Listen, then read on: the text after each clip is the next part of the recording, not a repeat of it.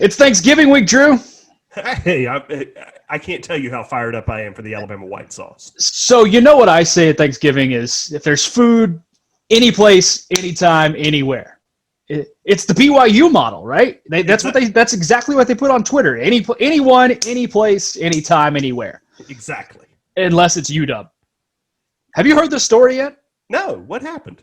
BYU, after putting that tweet out, Washington's game with Washington State got canceled this week. So, no Apple Cup. Okay. Washington said, come on up to Seattle. Yeah. We need a game. Yeah. BYU's like, no, man, we're good. We're good. So, is it because the Magic Underwear won't travel to Seattle? I don't know. You know, Early, sometimes them football boosters will provide your family with a car or even house if you keep nice and quiet about it. They're gonna do what now? Welcome to the place where if you ain't cheating, you ain't trying is a way of life.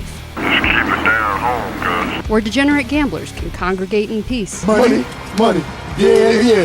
Money, yeah. Where screaming at 20-year-old kids on a TV is just another Saturday. Every fiber in your bone, and you take it and you beat the piss out of them. I'm talking about beat the piss out of them. Let's go whip their ass. Let's go. Where game days don't end until the Rainbow Warriors say so. It hits the upright.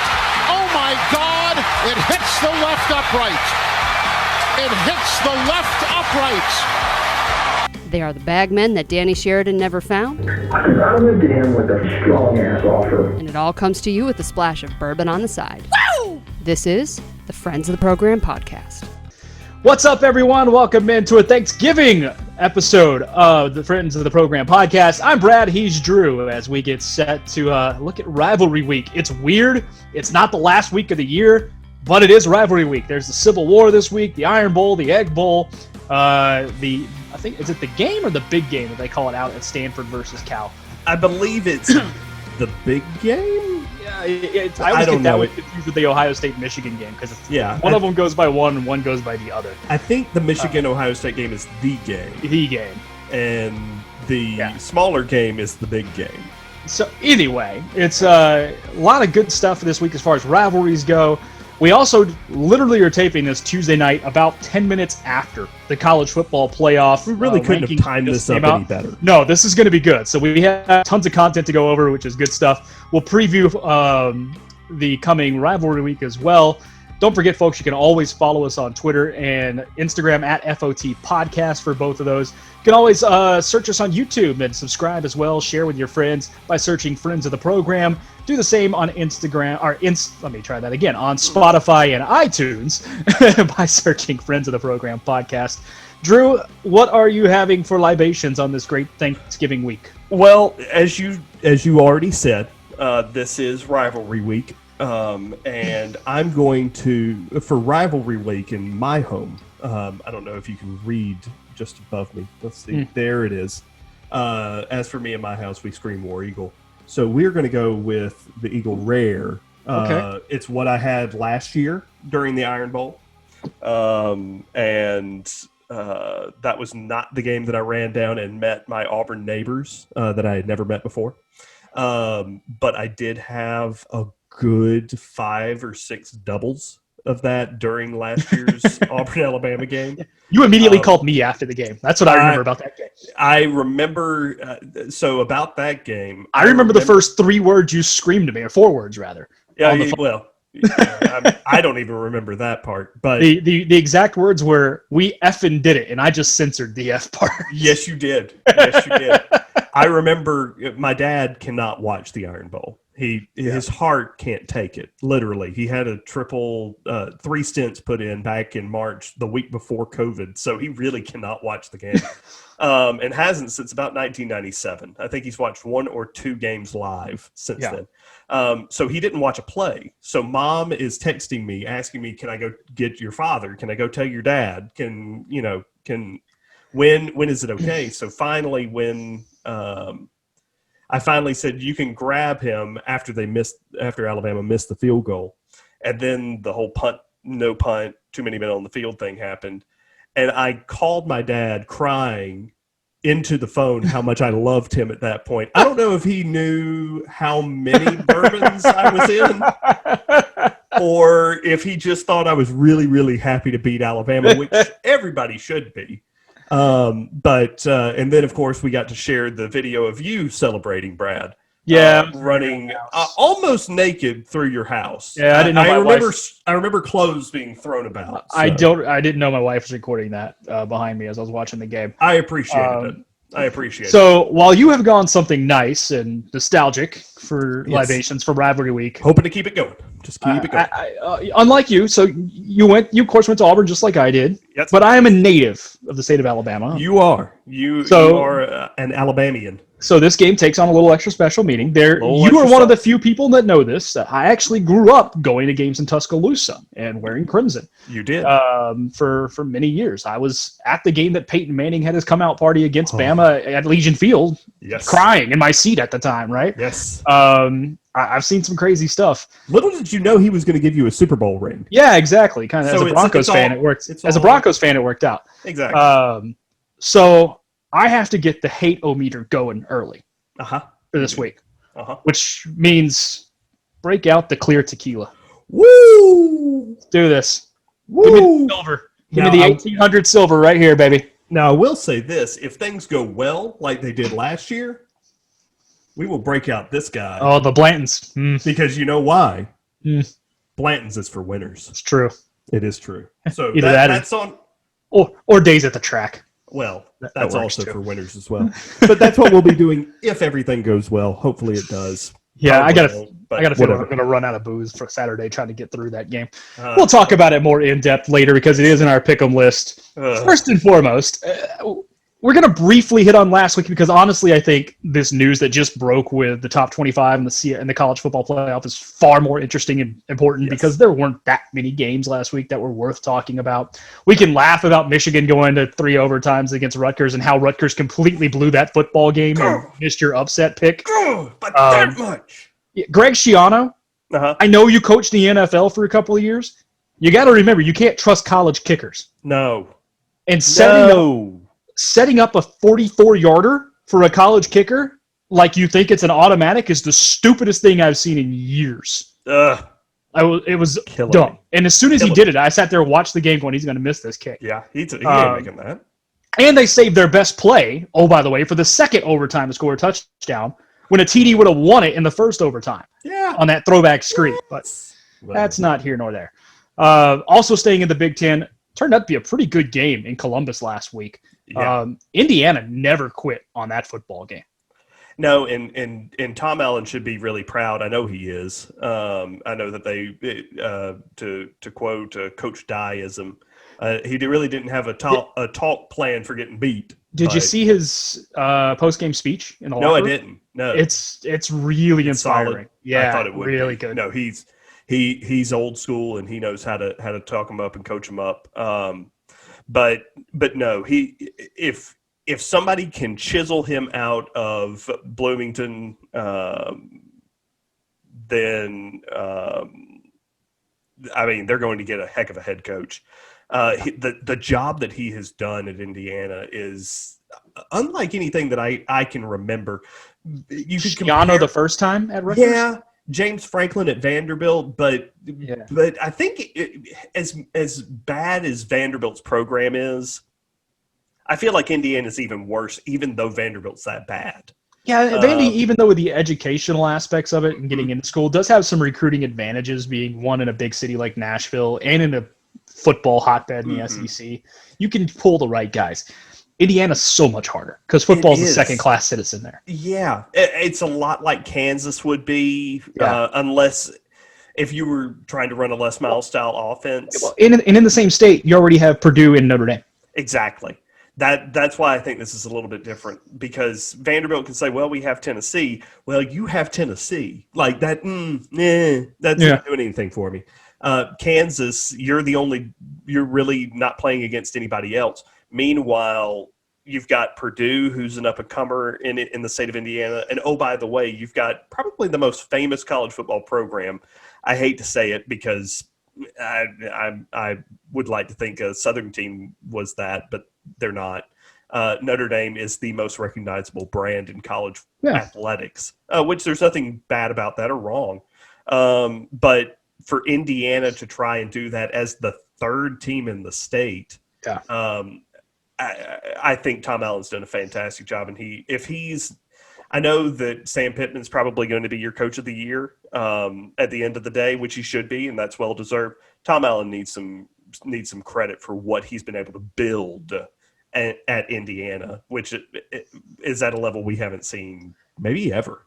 Yeah, the other game to talk about from last week real fast, I think, to me, was the best game of the day just from back and forth.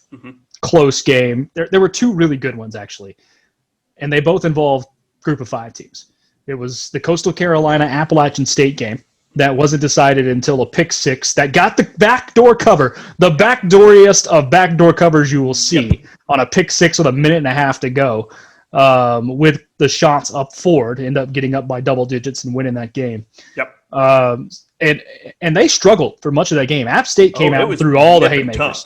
Yeah, absolutely. No, the Mountaineers definitely, they proved me wrong. I thought that they'd keep it a game close for a little while, but I didn't think they had enough stallions, if you will, to keep that one together for as long as they did. But no, kudos to Appalachian State. They gave Coastal everything they wanted and a little bit more. Yeah, and the other one was down in the bounce house that I wanted to catch on real quick because Cincinnati, they had a little scare themselves. Now, also, if you're talking about getting covers, this is one not getting a cover because Cincinnati had the ball on the 1 on like first or second down with a minute or less to go and could not punch the ball in to get the cover.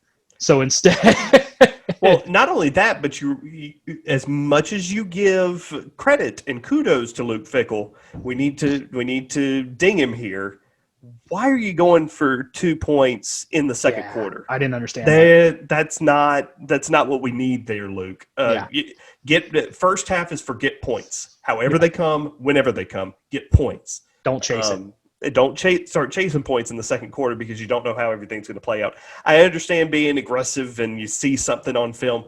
Don't outsmart yourself. Just get the points. Yeah. Other than that, though, kind of a chalky week last week. No real big upsets. Nothing crazy happening. But this week, except for Liberty, we do have to mention Liberty. Yeah, they finally lost. They finally lost 15-14 in the weirdest baseball score I've ever seen. But I don't think anybody had that one on their bingo card for scores. No, I did not have that one. But other than that, no, you're absolutely right. Chalky weekend. So we look out to this week, and we mentioned there's rivalries, including several canceled. So let's go through the canceled ones first. For the first time in 113 years, Minnesota and Wisconsin will actually not play for Paul Bunyan's Axe. So that game, I don't think it has a makeup date either. I don't think they have a chance to do it. The Big Ten painted themselves into a corner, which is this is one of those things where it is what it is. Even if they have a chance at the Big Ten championship weekend. No, they don't. They're in the same division, so no. This one will probably not get played unless they can get a waiver to play in between the bowl game and after the championship game. If they just want to do it, I don't see any reason to do that. But so this is just going to be a sad markup to COVID. Yeah, there's that one, and then I mentioned the Apple Cup already that has been postponed. Washington and Washington State. It's always one of my favorite low-key rivalries. Yeah, that game was also going to be played on Friday night, which is going to be the late night Friday night entertainment on your Thanksgiving weekend, and now that's gone. You still get the Civil War on Friday night. I think that's the Friday night game. It is. You are correct. It is a 6:30 kickoff Central Standard Time. Friday's arguably a better day of football than Saturday this year. Yeah. If you haven't seen the schedule, there's Iowa State, Texas. We're going to talk more about these games later, but Iowa State, Texas, Notre Dame, North Carolina on Friday. That'll be a fun one. That's going to be a barn burner. That'll be a fun one. And then you've got Stanford, Cal, which is a good rivalry game, and then another rivalry game between Oregon and Oregon State that night. So Friday's top to bottom going to be fun to watch. Here's the thing that I like about Friday. You have one game or two games that really catch your eye. If you really want to stretch, you can make it 3 in that midday window or middle of the day action, and then you get the nothing but game in Oregon State, which, don't get me wrong, the Ducks should roll in that one, but you never know, and it's always fun to see in-state rivalry. Was there ever that Friday after Black Friday game that you looked forward to? growing up? Not so much on. I always enjoyed growing up. I always enjoyed the Colorado-Nebraska game. That's exactly where my head was. I loved that for a game. Friday. That was all. So when I was since we brought up going to school at Auburn, I always made my Friday drive back to Auburn for the Iron Bowl. Always made it to where that it was 3 hours from my hometown to Auburn. So I always had 3 hours that I knew I could listen to the Nebraska-Colorado game on my Sirius XM radio. So I made sure to leave right at kickoff, and it took me straight into Auburn because it was 3.5 hours. It was perfect. So I know that game in and out. So I missed that game. But no, my real tradition for Thanksgiving has been taken away this year. Yeah, there were two. It was Egg Bowl and it was A&M and Aggie, right? Yeah. Those were always the two. And Egg Bowl obviously we've talked about that briefly last week, but SEC. By the way, SEC, you have a chance right now to fix this because the Tennessee game Vanderbilt got moved and Vandy's playing Mizzou at 11 a.m. Who the hell cares about Vandy Mizzou at 11 a.m.? Nobody cares. Put the Egg Bowl at 11. Yep. Put the Egg Bowl at 11 and put Vandy Mizzou at 3. Yeah. Just do that. No, there's or move. I still don't understand why we can't play that one on Thursday, but because nothing against Colorado, your Colorado State Rams against the Falcons of Air Force or New Mexico and Utah State. I don't care. Yeah. I'm going to be watching. Sadly, I'm going to be watching Baltimore and Pittsburgh that night. Yeah, that actually could be a good game in the pros. It might be a good game, although there are some COVID scares, but apparently with the Ravens. But the NFL says we are pressing through. Hey man, it's fantasy football playoff time here, so you got to pay attention a little bit. You got to pay attention. All right, so let's get to these rankings that just came out literally 30 minutes ago as I record this episode. Unsurprisingly, Alabama number 1, Notre Dame number 2. This is where I think the next 4 to 5 is where things get interesting. So Clemson comes in at 3, Ohio State at 4. I think that's largely because Ohio State just hasn't played enough games. Yeah. And maybe Clemson's getting a mulligan because they didn't have their starting quarterback in their only loss in double overtime. Which I kind of agree with on the road, and you took with your backup quarterback, you took the number 2 team at this point. You took the number 2 team on the road with your backup quarterback to overtime. I can't ding you for that. Yeah, and they're going to get another shot at him, so we'll see how that breaks down. Exactly. A&M comes in at 5th, Florida at 6, meaning the committee got it right because A&M beat Florida head-to-head. No issues there. Nope. But here's where it gets interesting. And that's at 7 with Cincinnati. The rest of your top 10, 7 with Cincinnati, 8 Northwestern. Yeah. A highly overranked 9th team in Georgia. Very overrated. Don't get me wrong. They have the two of the best losses. Their losses are number 1 and number 6. So okay. But they weren't competitive in either game. Nope. And Indiana's only loss was to your number 4 team, and they had the ball with a chance to tie twice in the last 5 minutes on the road. The only ding you can give me with Indiana is that, well, who have they beaten? My problem with the Indiana ranking, they come in at 12, by the way. Yeah. It's that they're behind Oklahoma. That's my problem. That is an issue. I agree. I completely agree with you there. You want to tell me Miami's above Indiana? Fine, I can live with that. Yeah. It's, both one-loss teams, but there's no reason Georgia and Oklahoma should both be above Indiana. Right? No. Now I can paddy wagon with that one. No, Georgia needs to be about 12. Oklahoma needs to be about 11, but Indiana bump up Miami and Indiana. Make Miami 9, Indiana 10. Something like that. I'm good with that. But back to number 7. Okay. Cincinnati has a path to the playoff as it stands right now. They do. Okay. So I know folks are out there like, well, how would that actually work? Or remember, Alabama's going to play Florida. Correct. Okay. Alabama's going to smash Florida. Correct. This is not going to be also close. Correct. Which will give Florida its second loss and send them to the Orange Bowl or something like that. And that's fine. Nice season. That's fine. Good for them. Good for you. So that's going to open up one spot. Notre Dame and Clemson are likely to play again. More than likely, yes. one of those two, it's not a guarantee that both of them will drop out. Now, Clemson wins a close game. There's an argument that both of them make the college football playoff. Absolutely. And I can live with that argument, to be quite honest with you. Yeah. But if Clemson blows Notre Dame out, which that's the possibility with Lawrence back. And a very ticked off Dabo. Well, he's ticked off. When's he not pissed off? Well, Alabama grad acting like a dick, story at 11. Yeah, when's Dabo not? Plus one to my buddy James Jones. But there's the other possibility. What happens if Clemson loses again? Then they're out. That's two losses. Yeah, they're real out. They're out. Ohio State, let's just go ahead and pencil them in. Nobody's beating them in the Big Ten. Nobody's touching them. So the question then you have to fall to are the Texas A&M Aggies. And I know there are folks out there who go, well, they should win all their games. As it stands right now, if you look at the college or the ESPN Power FPI, they right now are an underdog next weekend in Jordan-Hare Stadium at Auburn. Which, don't get me wrong, we don't understand it either, but I don't get it, but that's the way it is.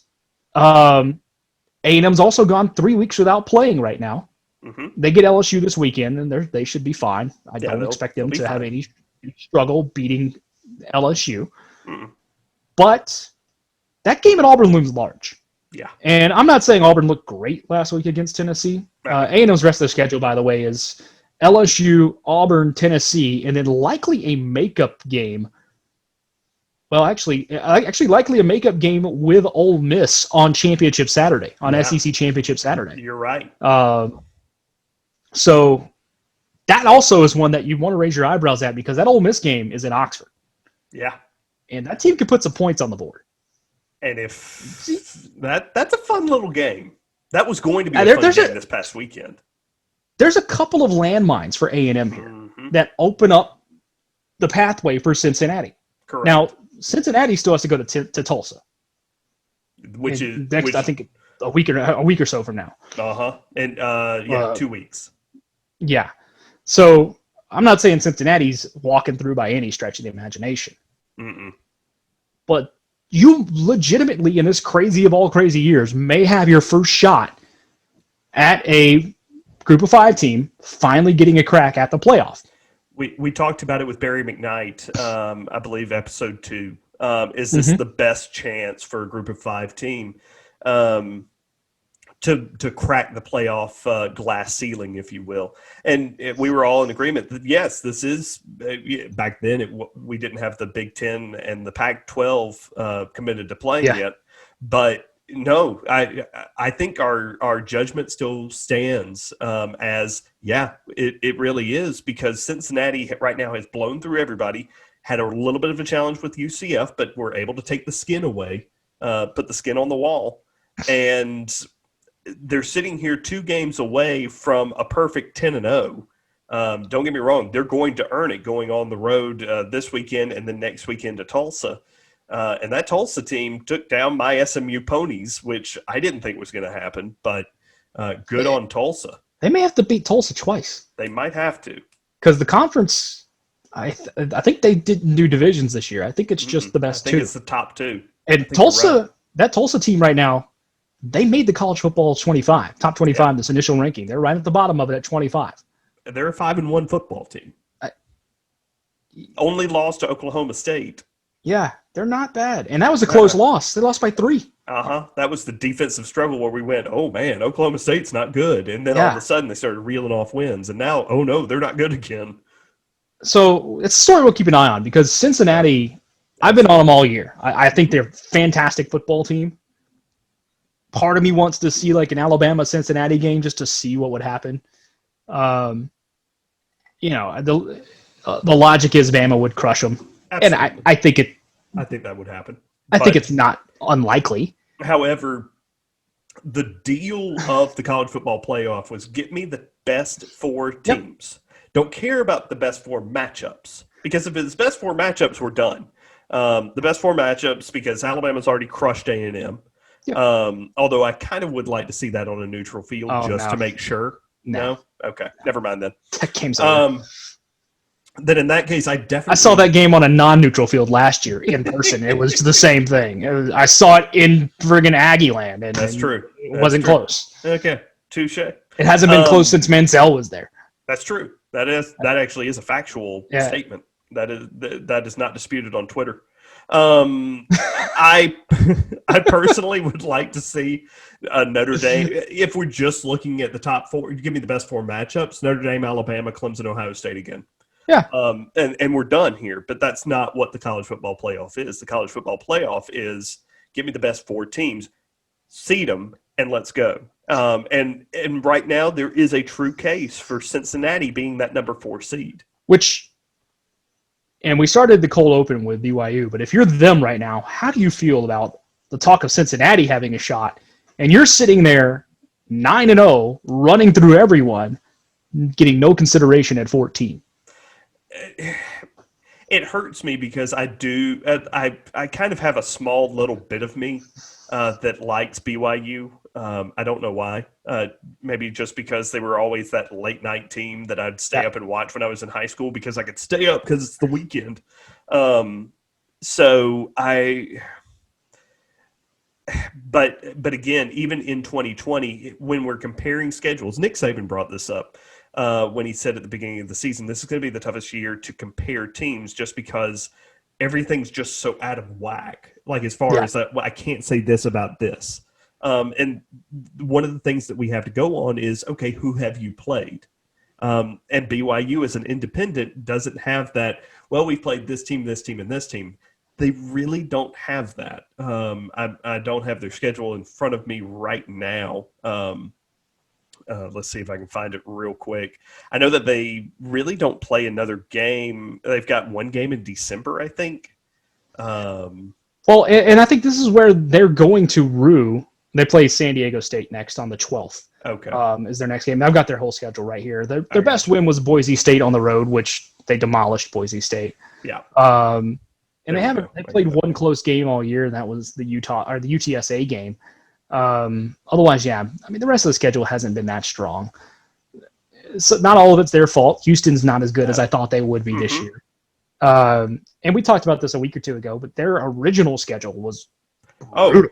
It was brutal. And all of that just got put to the side because of COVID. Yeah. But I look at BYU. I think they're a very good football team. Okay. Yeah, I do too. I love their defense. Oh my gosh. I think they'd give a lot. I love their offensive line. I think they'd give a lot of bigger teams hell. I think Cincinnati's better. I also think Coastal Carolina might be better. And that's why I don't like Coastal being at 20th. Because I don't see much of a difference between BYU and Coastal Carolina. Because you know what Coastal Carolina has that BYU doesn't? What's that? A win over a Power 5 team. You got a good point. Now, we can argue about Kansas being a Power 5 team all we want. But, okay. They're in the conference. You can't take it away from them. They are in the conference. Okay.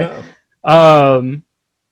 I have a bigger issue with Texas being ranked above Coastal Carolina than BYU at that point. Yeah. There's no reason Texas should be 17th in the country. Just zero reason Texas should be 17th in the country. You want to put them at 20, 21? Fine. I'm not going to fight you. I don't care. I'm going to say something, and it's going to sound homerish.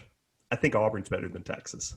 Yeah, I do too, but I couldn't, in good conscience, put them above Texas because of that South Carolina loss. Well, not at 17, but I can put Texas at 23. Oh, I'd put them at 21 above Auburn. I think that's fair, right? Okay. But I don't think Texas is 6 spots better than Oklahoma State. No. They went and needed, I think, overtime to beat Okie State, if I'm not mistaken, right? In Stillwater. But... Yeah, okay, they won in the road, and that's great. But you're not 6 spots better than Oklahoma State. No. And that's where the bottom 10 spots on these rankings just feel like they pulled teams out of a hat. Very, very piecemeal together. Marshall 7-0 after the season they've put together. They're 21st. In between Coastal and Auburn? Yeah, North Carolina to me is better than both Texas and Oklahoma State. And don't get me wrong, Scotty losing to Northwestern is a thing. But 16? But Northwestern's in your top 10 right now. Yeah, that's so true. Can you punish Wisconsin that much? No. Wisconsin's 2-1, but that's, sort of their fault, but not really their fault. And here's the other thing I think the college football playoff is going to have an issue with, potentially in 3 weeks. Look at number 15. That's Oregon. Mm-hmm. They're undefeated, and probably going to go through the Pac-12 undefeated. Where do you slot those guys in 3 weeks? Because I think this year more than any, you're going to see more movement up and down in this college football playoff ranking than you've ever seen in the past. You beat me to my point. What we have to remember when we look at the playoff rankings is that it's a dipstick of this week, and then we wipe it off with a Kleenex, and then we do another one next week. These rankings are going to be so fluid. It's not going to be anything like a rankings that we've seen before. You might see, again, I can't even think about what may or may not happen, but you could see an Iowa State at 13 jump up 7 spots just because of how things shake out. Or God forbid, think about if Auburn were to upset Alabama, what that would do to the entire ranking. That should automatically move Alabama out of the playoff for losing to this Auburn team. They should really look at Nick's contract if Gus does this again and goes 3 out of 4 on Nick. Game's in Tuscaloosa, they're fine. No holding. So, actually, while we're talking about Iowa State and Alabama and everything in Iron Bowl, let's start moving on to this week, and let's look at our picks. Real quick, last week, Drew, you went 3-2. I went 2-3. Oklahoma State game was the swing game. You took OU, and I had OSU. So that brings you back within a game of me all year. You're now 30-23-1. I'm 31-22-1 against the spread. Your upset special nearly came in. Rutgers losing in triple overtime. Mine got blown out. K-State got destroyed by Iowa State. And speaking of Iowa State, that is where we will start in our pick'ems this week, as they come on the road to Austin at the 40 acres. As Iowa State takes on Texas in a battle of ranked teams Friday morning, actually, 11 a.m. Central, noon Eastern. Texas a home favorite by 1.5. I don't trust Tom Herman at all. I'm so upset that I really can't ask the question of who gets fired first this week because I want it to be Jim Harbaugh just because that's the one I think. But he didn't lose to Rutgers. It's debatable. He didn't. I'm not going to say he won. He didn't lose to Rutgers. He didn't really win the game. But I don't trust Tom Herman at all. This we kind of went over it just a moment ago, talking about this Texas team and how we don't think that they're a very solid, complete team. Meanwhile, Iowa State, I think, has a shot to go to the Big 12 championship game. This team has only one loss in conference. The other loss coming to a good Louisiana football program at the beginning of the season. Yeah, they've fallen off, though. Whew. Yeah, they have fallen off. But, again, at the beginning of the season, Louisiana was playing really good football. And so I'm not going to ding Iowa State for that. I think the Clones get this thing done. If the line was a little bit higher, I would make this my upset lock. It wouldn't even be a special. So we hit on this last week in the standings for the Big 12 that 4 teams are fighting for 2 spots in the championship game. Iowa State's the only one with 1 loss in the conference right now. Mm-hmm. Everybody else has 2 conference losses: Oklahoma, Texas, Oklahoma State. Oklahoma holds the tiebreaker right now, having beaten both Texas and OSU on the field. Correct. So if OSU wins out, they're in. It's that simple. It's Iowa State wins out, they're in. It's that simple. Although I think those 2 still have to play each other. Or no, Iowa State already beat them, didn't they? Yes. Okay. So, let me see here. Yes, Iowa State beat Oklahoma earlier this year. Yeah. So Iowa State, if they get past Texas, I think they become a lock into the championship game because I want to say you're right. Well, so no, Iowa State lost to Oklahoma State, but a win against Texas. So I actually don't know how that would break out if Oklahoma State were to go through and win out. Texas would be eliminated. That's the one thing we can say. This is a must-win for Texas to keep their hopes alive. That is they will, if they win this game, will have the tiebreak obviously over Iowa State, and then they would also, let me see here, have the tiebreak over Oklahoma State. So if Texas wins this one, then they play a win in your end game, or they need to just win out to make the championship game. Mm-hmm. So it's a big swing game. But I'm with you. I don't trust Tom Herman. I just don't. No. I don't trust him as a favorite. Mm-mm. I trust him as an underdog. Home. Especially at home. And Iowa State has been playing better football than Texas over the last month. Yep. It's that simple. I thought last week Iowa State was going to lose. Mm-hmm. They won by 40. Yeah. This just screams to me a game that Iowa State takes. And so I when I look at my app this weekend, or on Friday, and just do my 3-team parlay for the day, this is going to be the first game, and I'm going to take the money line. Honestly, if I didn't work in an industry that had me working on Black Friday from my house and needing me at home, I'd probably go downtown to this game because it's not up against anything. There's nothing else to do. That's the perfect game to go to. It actually ran through my head, is Brad going to go to this game? No, it's Black Friday. Yeah, it's unfortunately in my day job industry that gets in the way. So, but yeah, I'll take Iowa State. I think they win this game. I think so too. I don't particularly think it's going to be close. Well, I think you're looking at a 10-pointer. Yeah. All right. So most of the games we're going to talk about this week are rivalries, big games, ranked games, except for this one.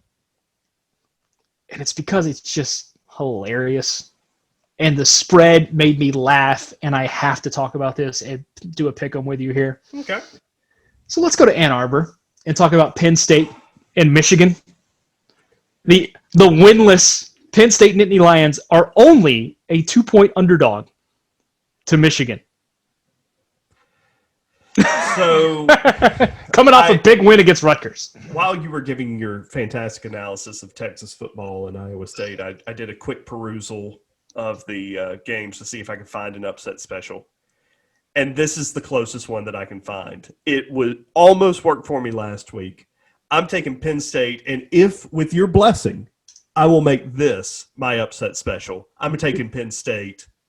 I think Penn State gets this one. They beat them in the big house because Michigan, real bad. All right, so here's what we'll do. You can make it, but you only get half a point for the win. I'll take because it's a 2-point. It's only a 2-point spread. It's only a 2. I've got it. Yeah, I've got it at under 3. So, I don't see anything else that jumps out to me as far as a upset special. I got one. I'm sure that you found one. I got one. One. So I like Penn State here too, for whatever reason. I don't have a basis for liking Penn State here. No. They've been playing crappy football, but so is Michigan. I don't know why. Just give me Penn State.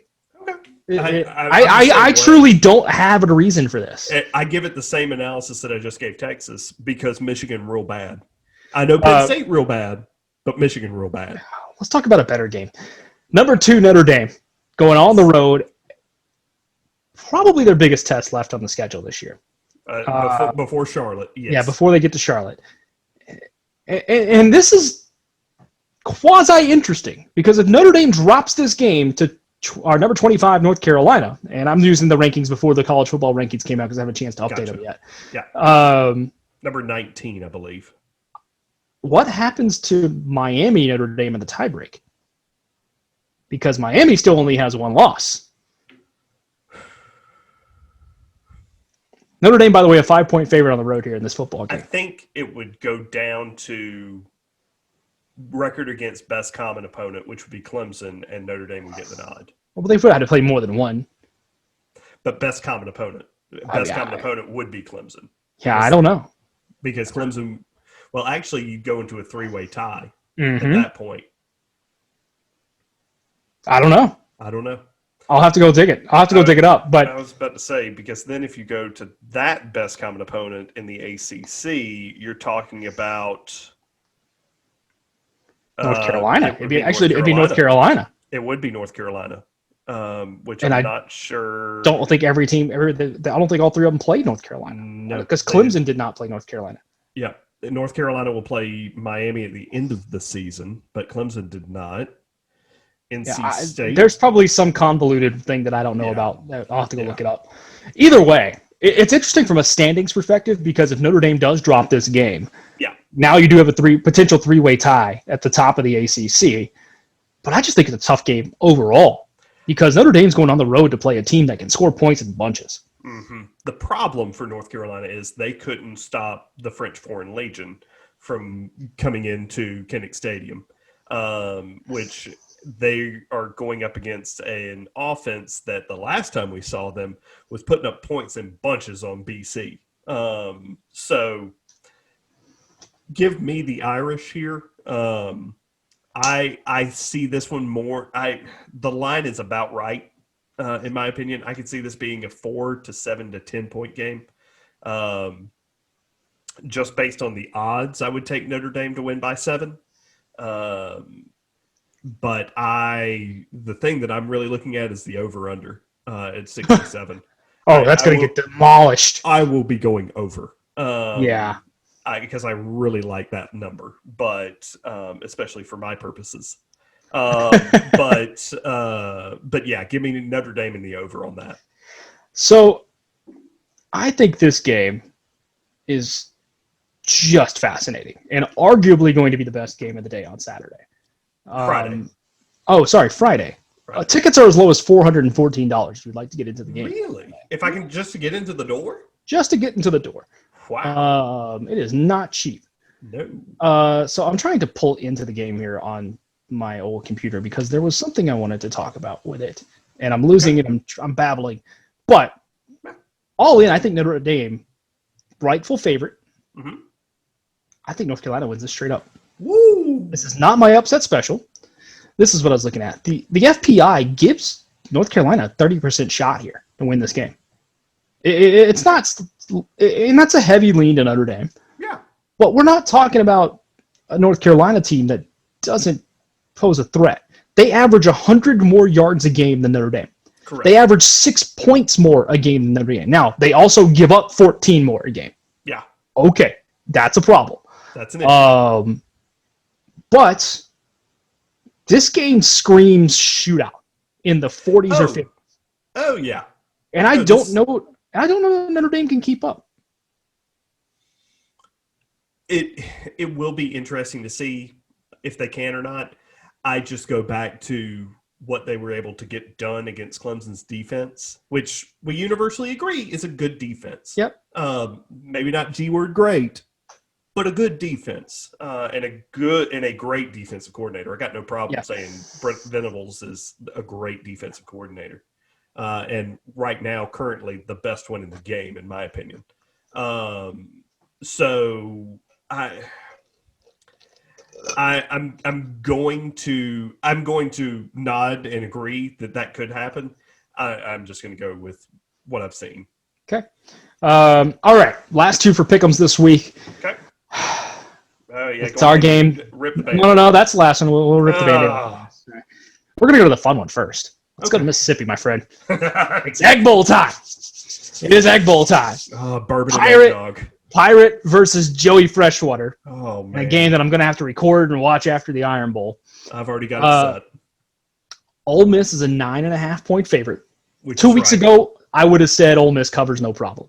I got no problem saying that now. Mississippi State goes on the road last week and gives Georgia hell. They did. And we do need to talk about this, where Georgia was limited to 8 yards rushing. Mississippi State did that with 49 scholarship players on that plane. Uh-huh. They didn't do much. They didn't take that many people over. Correct. They were able to hold Georgia to 8 yards rushing. Now, Ole Miss is better schematically on offense. By a mile. Yeah. By a mile.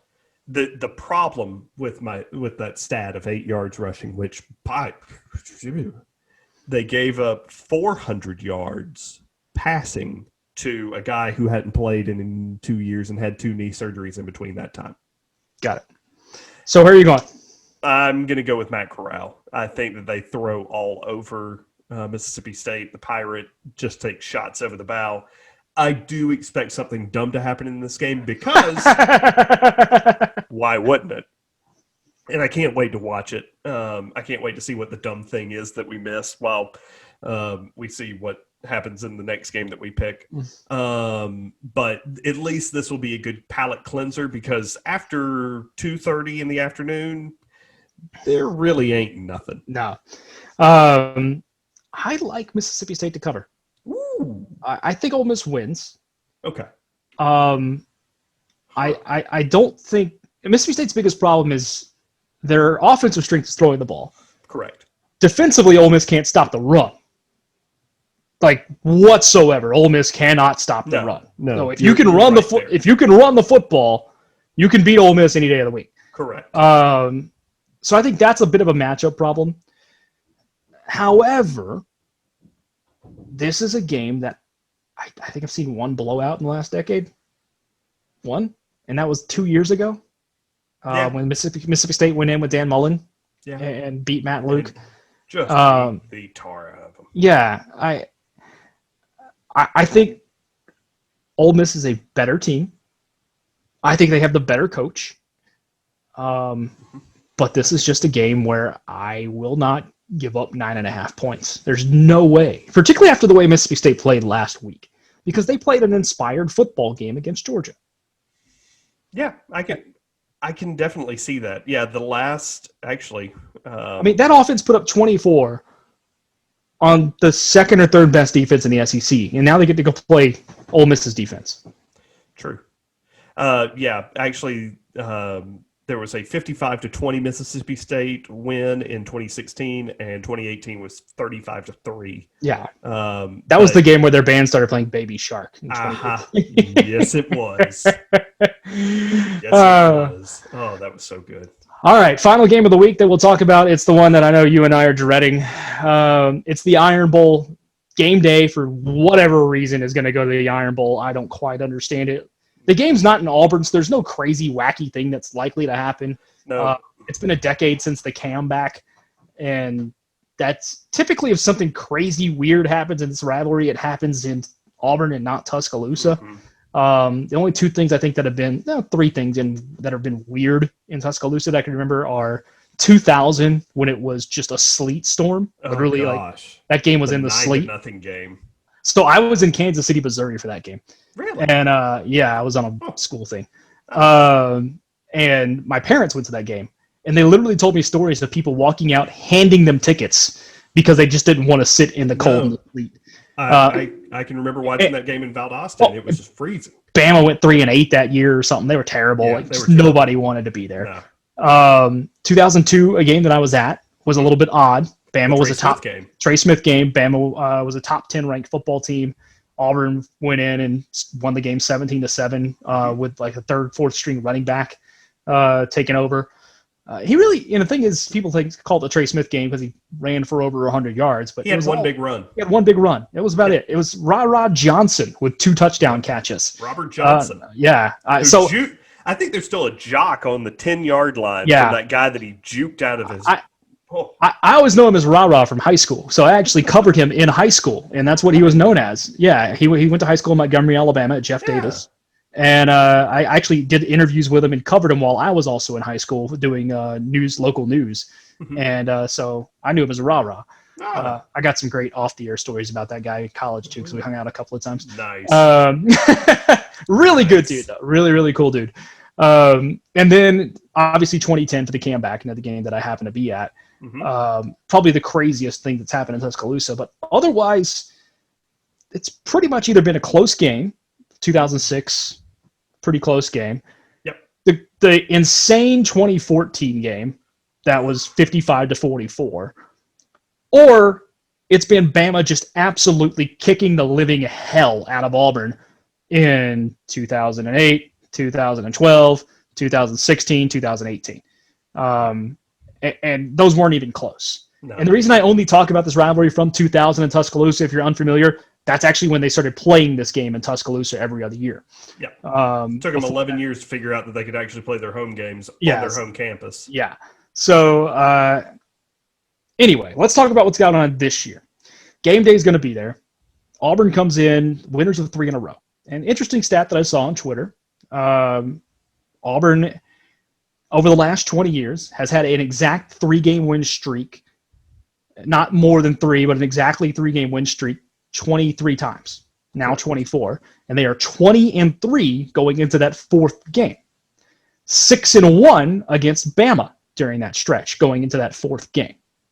So I think the only loss would have been the 2016 game when Auburn got on that late roll and then lost. Yeah. No, they lost to Georgia, actually. I was about to say, they did lose to Georgia. So I'll have to go figure that one out exactly when that would have happened. But actually, it might have been. No, I'll have to go think about it now. You keep talking. I'm going to think. Yeah, it's going to bother me until you know what it actually may have been, Drew? 2001. No, because Auburn. No, we beat Georgia the week before. Yeah, we beat Georgia the week before. I think it was. It might have been 2001, and then we lost to Bama 31-7 at home. Check it out. First ever Iron Bowl I actually went to was that game. So Auburn comes in winning against Tennessee last week in an uninspiring performance. Looked like the Kentucky game from the beginning of the season. I will say Bo Nix looks a little more comfortable in the pocket every week. Defensive line looked awful. Tennessee ran the ball all over the Tigers. Bama comes in doing what Bama does. They scored 66 on Kentucky. They only had 7 halfway through the second quarter, folks. Bama did. And then they put up 66 total in that game against Kentucky. They're the best offense in the country. Their defense has gotten better. Mm-hmm. And they come into this game laying 24.5. And I don't remember the last time I saw a ranked matchup in this series with that big of a spread. Me and a couple of guys were trying to figure out if this is the largest line with 2 ranked teams in the Iron Bowl. We were able to go back to 1976. We know about 1972 with the Bama punt game, which was 16 and a half, because when or actually it was 16. Because when Alabama went up 16-0 and Auburn kicked a field goal, the Alabama partisans booed because Auburn blew the line. Yeah. So it has to be, and the sad part is it's not enough. The line needs to be bigger, in my opinion. But I just don't see any way. The strength of Auburn's team is their secondary. Which that's cute. That's nice. However, that doesn't mean that Alabama is going to leave Najee Harris on the sideline. So I think that they're going to be able to do whatever they want to on offense. Auburn's going to have to get 2 of those pick sixes, just like they did last year. People seem to forget. They talk about, it was a 100-yard pick six. Yeah, Auburn had 2 of those in the game and needed them. Had to have them. So many things had to go right last year for that game. So many things had to go right for Auburn to win that game, and it ended up falling into place, which, praise God. Actually, the last 4 times Auburn's beaten Alabama, only one of them wasn't a thing where so many things had to go right, and that was 2017. 2010, 2013, and 2019 all needed just crazy things to happen the right way. The first game that you or I have ever seen Auburn beat Alabama by double digits in our lifetime. No, more than 10. More than 10. We beat them by 10 in 05. 89. Yeah, and in 05. Yeah. So meanwhile, I think Auburn's going to be able to move the ball a little bit on offense. Yeah. I don't know how much. I like the stat that Auburn's working more in the middle of the field. I think that's where they can make a whole lot of butter. Eli Stowe's been a difference maker up in the middle lately. Absolutely. I want to know how Tank Bigsby is, because I think that's a big part of what Auburn's going to try to do. But with those question marks and with 2 offensive linemen banged up, I just have a hard time latching on to Auburn's going to put up more than 24 points, because you're going to have to score about 38 to 45. Yeah. And I don't think Auburn's got that in them. And that's going to have to be with turnovers and everything like that. I see Alabama winning this one probably about 48-17. So I'm with you. I think Bama wins. I don't think it's going to be particularly close, but I think Auburn covers. Okay. Yeah, I mean, it's a big number. Yeah, it's 24 and a half, first Yeah. of all. It's a lot. And this isn't the inept Auburn of 2012 or 2008 walking into that game. This team can play a little bit. Mm-hmm. They're not great. They're 7-3 ceiling kind of football team. Okay. The offense is getting a little better. I thought last week after the rust got knocked off a bit in the first quarter, the team played better. Losing Tank really changed the dynamic of that offense last week. Although Shivers played pretty well, I thought DJ Williams played well in spots. Bo Nix is using more receivers than he was at the beginning of the year. I thought at the beginning of the season he locked in on Seth Williams just far too much. And he's seemingly calmed down and spreading the ball around. I think he's getting more comfortable in the scheme that Chad Morris has brought on. He's not rolling out nearly as much. He's stepping up, throwing. And he'll make some plays with his legs to keep Auburn close, at least for a half. I don't think it's one of those things where Bama's going to come out and blow them away in the first half. They'll just slowly beat on them. Najee Harris is the difference in this game. Yeah, absolutely. Unless Auburn's defensive line changes overnight into something that we haven't seen all year, Bama's going to be able to run the football at will. Yeah. And that will be the difference, the biggest difference in this football game. They still have skill players. They still have Mac Jones and receivers all over the place. Sure. That's chocolate sauce on top of the ice cream. But Auburn's secondary can match up pretty decently Yeah. with those guys. There's enough playmakers on the offensive side of the ball for Auburn to keep it interesting for a while, particularly receiver with Seth Williams, with Anthony Schwartz. I mean, Schwartz is fast enough where the Bama defense just can't drop everybody back or come up and play press everyone, because you have to respect the guy who is legitimately the fastest man in all of football. The guy held an under 18 world record in the 100-meter sprint, for God's sakes. Exactly. Yeah, he's not slow. So you have to respect that. I thought the way Auburn used some other options like an Eli Stove, a John Samuel Shanker, even throwing the ball a couple of times, targeting Shed Jackson last week, where they haven't been doing that much. It's spreading the ball off. It's taking some pressure off of Seth Williams and giving him options to get open. Bama's secondary is not that great. They've been vulnerable all year. Ole Miss picked them apart. And if Auburn can find the right matchups, they'll hit a few big shot plays and score some points. It's not going to be enough. They're going to lose this game 45 to 24-ish, something like that. Seems about right to me. I just can't I can't not take 24 and a half. No. So I don't blame you. So I'll take Auburn there. Okay. And then my upset special of the week, you took Penn State's 2 over Michigan. Yes. I'm going to go to the left coast. Okay.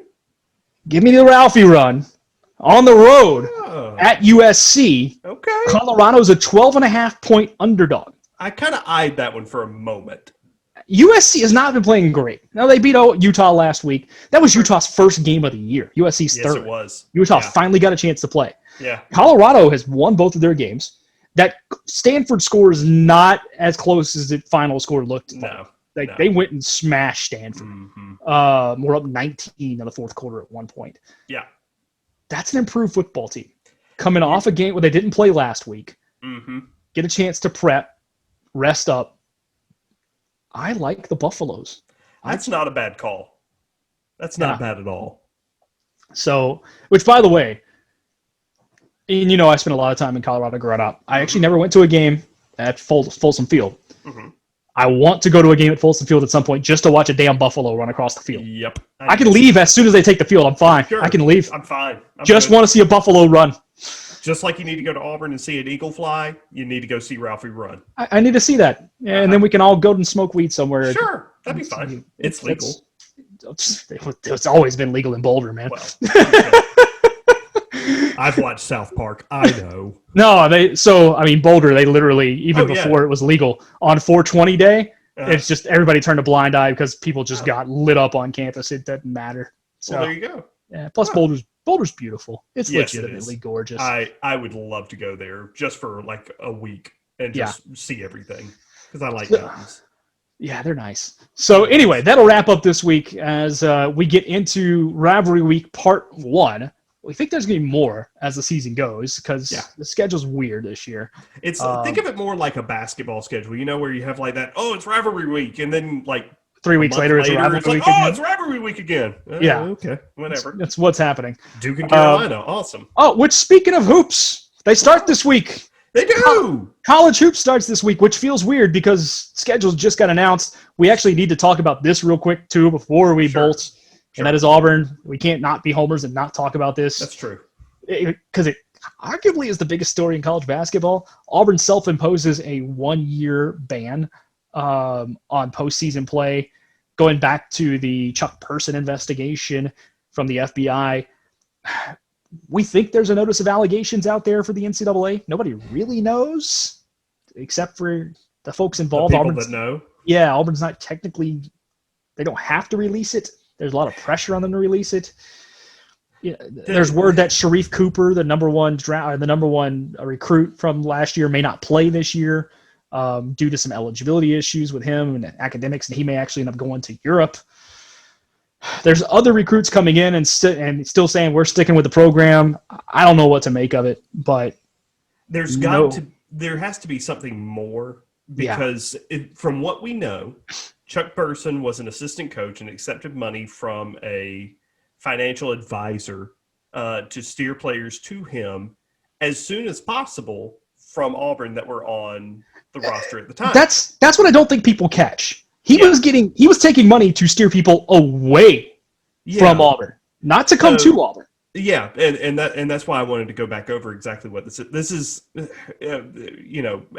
everybody just wants to jump to, it's Barn cheating again. But this is a little bit different because while technically by the letter of the law, but an assistant, and at the time, assistant coach was trying to make the team worse by telling kids they needed to leave. Yeah. So if we go on that premise and Auburn self-imposes a 1-year ban, there has to be something more that we don't know. Well, and this is the thing, is people say, well, the Auburn's finally doing something about this. No. Don't forget, Austin Wiley and D'Angelo Purifoy also sat out. The two players in a year and a half. Yeah. They sat out for a long time.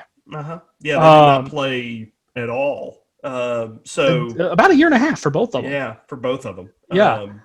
So I don't know what to make of it long term. I don't think it's going to be something catastrophic. It's not going to be something that Auburn will move on from Bruce Pearl on because, quite frankly, we've never seen this kind of success in basketball, and there's just no way. The other thing the only way that I could see that is if he was also getting payments from the financial advisor. If it comes out that Bruce knew, then that's a different animal, right? Yeah, that's a completely different animal. But there's been no indication of that. Because the other part about this that nobody talks about is why was Chuck Person brought onto the staff? Not because of a previous relationship with Bruce, but because Jay Jacobs and the rest of that little clan cronies that were in the Auburn athletics department at the time wanted Chuck Person there because of the name. So Bruce was given the job, but told that he had to take Chuck on. Well, and here's the other thing I take into consideration on this, and I know folks out there maybe think this is too Auburn centric, but I think in the world of college basketball, this is the big story last week. This is the big story. This is a team that the last time there was a Final Four was a non-called double dribble away from playing for the national championship. So we're not talking about some insignificant program right now. This is a team that they've made the Sweet 16 and the Final Four in the last couple of seasons. Yeah. So I look at this, and they're recruiting literally top 2, 3, 4, top 50 guys at a time right now. Yeah. Stuff that's never happened to this basketball program. But I go back to this. If you know the ins and outs of Auburn like we do, you know the compliance department is one of the strictest in the country. Yeah. Because we actually, I forget his name, but he came from the NCAA. Correct. He's the guy that took care that managed Auburn through the Cam Newton situation. So we're not talking about a guy who and an athletic department who's oblivious to how this stuff works. Correct. And arguably, Jay Jacobs was handcuffed, or not Jay Jacobs. I'm sorry, Jeff Lebo and then Tony Barbee at times were handcuffed in recruiting. Correct. Because of how strict Auburn was about rules that they could and could not do to go recruit. So for basketball, especially. So I think this may be one of those things where McGlynn said, this is what we need to do to avoid the big punishment. And it may have been negotiated on the back end already with the NCAA. Because I don't think Auburn does this without having an inclination of what's coming. Correct. And what they could have done to mitigate the issues. Correct. There's no way they give up the season otherwise. Yeah, because what I've seen a lot of Auburn people and a lot of Auburn friends have texted me and asked me, well, why would Auburn go on ahead, or why isn't Will Wade getting yelled at, or why isn't LSU doing this? And you took the words right out of my mouth. It's because Auburn has a compliance department that takes the extra step to make sure they don't get dinged hard. Yeah, LSU's been throwing double fingers up. LSU's been throwing nothing but single digits up, and they're about to get a single digit put back on them. Mm-hmm. And I wouldn't be shocked if it's sometime right around March. Yeah. With the way that Auburn's playing this now, because there was a lot of rumors back during the last Final Four run where Auburn said where there was a lot of murmurs. We probably should have just said that this postseason we're sitting out, and then Auburn made the run to the Final Four, and that would have been the dumbest thing that they'd ever done.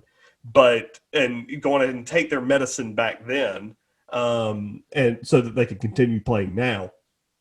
Auburn's going to go on ahead and take that medicine now. So. While it stinks for Auburn basketball fans and people that were just getting into it, it sucks. But you know me, I came about loving Auburn through basketball, not football. Exactly. So, exactly. Which is weird to say because Auburn basketball is historically awful. Terrible. But no, I think that this is, if Rich McGlynn and the compliance department say that this is the right call, and Coach Bruce Pearl says, nope, it was the right call and the time to do it. And Bruce, I trust. Yeah. So. And there's the other aspect too. I know people are saying, well, this is going to hurt recruiting. Mm-hmm. I don't think so. And here's why. And it's this simple. Top recruits in basketball look at one thing. And it's not necessarily who can get me to the Final Four. It's who can get me to the NBA. And if you're number 5 overall. Back-to-back years with a lottery pick. Number 5. Not just number 5 overall. Back-to-back years with a lottery pick. Yeah. That's big time. That's the kind of thing that gets guys to turn their heads. Yeah. And if you're a 6'8" swing guard forward that can play freely, because those are the two guys who have both been drafted the last couple of years, who could play some defense and shoot the ball, and their shot got better from the outside as the season went along, but can also take it to the rack. That's a program you want to go play for because they're getting guys to the NBA. And getting them there, making a lot of money with high draft picks. One of them, don't forget, Chuma got drafted first round despite blowing out his knee, knowing he would have to sit out a year. Yeah. It tells you what's been happening there. Exactly. So I don't think it hurts long-term in that respect. No, I don't either. Personally, I thought this was a year that Auburn was probably going to make a small run in the tournament, but nothing major. Maybe get to Saturday or Sunday. Maybe get to the Sweet 16. Maybe. Yeah. It's probably the good year to sit it out. It's fine. I think this is a smart move by Auburn at the right time. Anyway, but I am looking forward to this week. So Gonzaga, Auburn, St. Joe's, and who's the other team? There's a fourth team that's really good. Kansas, I think, is in this tournament. It's a mini tournament that's Thanksgiving Day and Friday. Weird, by the way, and I know we're super Auburn-centric right now talking about this, but Auburn back-to-back days is going to play the number 1 team in the country in basketball and football on Friday, Saturday. So that's going to be a blast. Michigan State kicks up Wednesday, I think, is their first game for Michigan State hoops. And then Saturday they're playing back-to-back at home football and basketball. That is correct. They play Eastern. There's a Michigan State Duke game early in the year too. At some point in the next couple of weeks. There's a lot of good hoops coming on this weekend. So, honestly, Saturday I'll probably watch a little more hoops than I will college football, just to take a respite from most of everything. And because you get Notre Dame and Michigan State on Saturday night. Yeah, actually that may be Saturday night viewing, because there's not a whole lot football-wise on Saturday night. Unless you want to watch the Egg Bowl. Yeah, I got that on tape delay. It's a good call. So, anyway, we rambled, we talked. Yeah, that'll end the show. Happy Thanksgiving, everybody. We sure hope you stay safe out there. If you're doing dinners with folks and everything, make sure you stay safe. We personally know someone who was diagnosed with COVID today. Our thoughts are with him for sure. Good friend of ours. If you aren't able to make it home, Zoom or whatever, Thanksgiving, cook yourself something nice and sit down and enjoy the time with your friends, with your family where you can, and enjoy the rivalries this coming weekend. We'll talk to you next week. For Drew, I'm Brad. We appreciate it. Talk to you soon, folks.